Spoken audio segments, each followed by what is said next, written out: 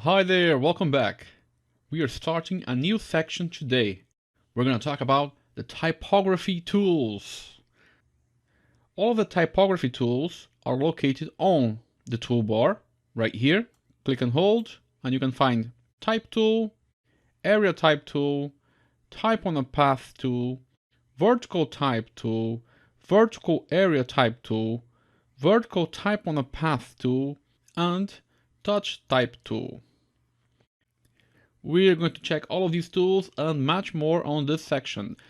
To start, we're going to build this together.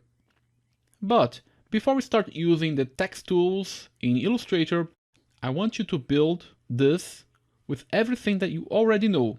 And then we're going to add the text.